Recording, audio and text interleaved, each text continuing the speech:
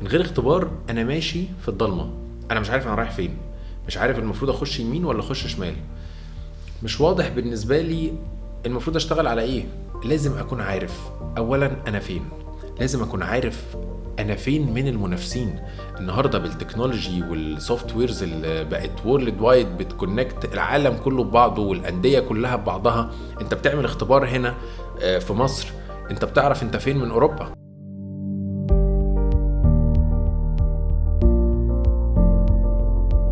بيقابل لعيبه كتير دايما حاجه كده بتضايقهم، وهي فكره التست، الفتنس تيست او فكره التست عموما.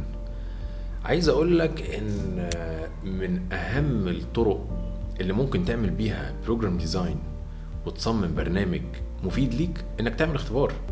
من غير اختبار انا ماشي في الضلمه، انا مش عارف انا رايح فين، مش عارف المفروض اخش يمين ولا اخش شمال، مش واضح بالنسبه لي المفروض اشتغل على ايه.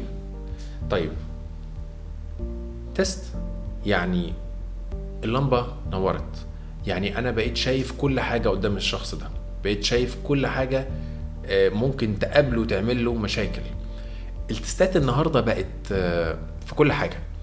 الفتنس لوحده عندنا الاختبار بتاع الانجري بريفنشن، انا بعمل اختبار عشان اشوفك انت معرض للاصابه بنسبه قد ايه، بعمل اختبار عشان اعرف قوه عضلاتك قد ايه، بعمل اختبار عشان اعرف مدى البالانس ما بين كل عضله وعضله مقابله ليها، بعمل اختبار عشان اشوف السيمتريه ما بين قوه عضلاتك ما بين الجزء اليمين والجزء الشمال من الجسم، بعمل اختبار عشان اشوف تاهيلك النفسي، هل انت جاهز انك تخش في منافسات وفي مسؤوليه ماتشات، هل انت جاهز انك تبقى تحت ضغط لفتره طويله في بطوله او في منافسه.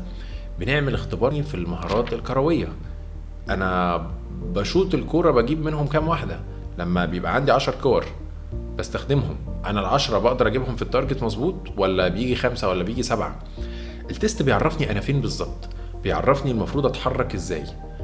التست بيحميلي وقتي ومجهودي انه يروح في حاجات انا مش محتاج اعملها. ما ينفعش يبقى انا عندي مشكله في السرعه لان قياسات السرعه بتاعتي جت اقل من الستاندرد او من المطلوب او الحد الادنى اللي انا المفروض اكون عليه، واروح اشتغل انا مثلا على القوه بتاعه الجزء العلوي من الجسم، كده بضيع في وقتي ملهاش اي لازمه.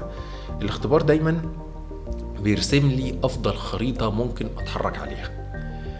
لما اي احط برنامج لازم اكون عارف اولا انا فين، لازم اكون عارف انا فين من المنافسين. النهارده بالتكنولوجي والسوفت ويرز اللي بقت وورلد وايد بتكونكت العالم كله ببعضه والانديه كلها ببعضها، انت بتعمل اختبار هنا في مصر انت بتعرف انت فين من اوروبا، بتعرف انت فين من الدوري الانجليزي.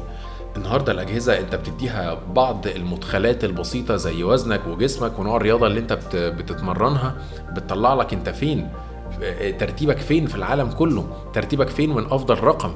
لو انت النهارده بتنتقل من بلد لبلد او من دوري لدوري او من مكان للتاني في اي حته في العالم، انت عارف انت فين ورايح على ناس مستواها عامله ازاي.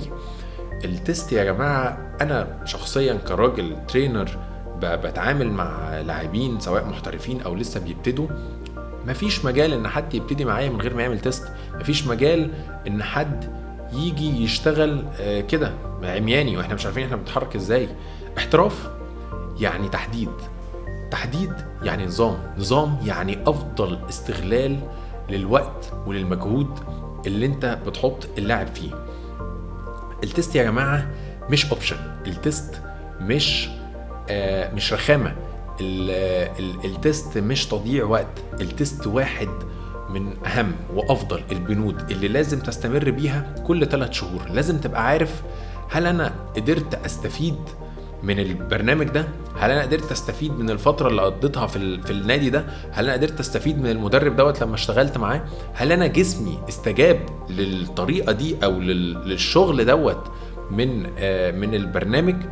التست كمان بيكون على الاستعداد الجيني ليك. كل واحد فينا عنده حاجه متميزه، المتميزة دي بيبقى فيها استجابة سريعة، فانت مش مطلوب منك انك تحط فيها مجهود عالي، المفروض تشتغل على التانية اللي استجابتها بتكون ضعيفة عندك، وبالتالي انت بتقدر توظف وقتك ومجهودك بأفضل شكل ممكن. الاختبار المستمر هي المتابعة المظبوطة. الاختبار المستمر هو اللي بيقيس لك تقدمك طول ما انت بتتمرن، وطول ما انت جوه برنامج وإطار تدريبي معين اتحط لك علشان تحسن بيه مستواك. اهتم بالاختبار، اهتم بالاختبار المستمر. كل 3 شهور محتاج تعمل اختبار زي اللي انت عملته قبل ال3 شهور، قبل ما تبتدي البرنامج بتاعك. لازم تعرف انت بتتطور قد ايه، وحاول تعرف جسمك. انك تعرف جسمك والطريقة اللي بيستجيب بيها مش حاجة سهلة. الاختبار بيساعدك انك تعرف ده، وكل ما عرفته اكتر كل ما هتعرف تتعامل معاه بطريقة افضل. الاختبارات من الحاجات المهمة جدا، هي دي البداية الصح، وهي دي الاستمرارية الصح. اهتم بالاختبارات، اتعب فيها شوية، اصرف فيها شوية، اديها شوية وقت، اديها شوية اهتمام. في الاخر كل ثانية هتقضيها في اختبار هترسم لك وتنور لك الطريق وتديك ضوء تمشي عليه الفترة اللي بعديها. وهو ده رسالتي ليك في الفيديو دوت، انك لازم تعمل اختبارات بشكل مستمر علشان تقدر تعرف انت بتتحرك صح ولا لا.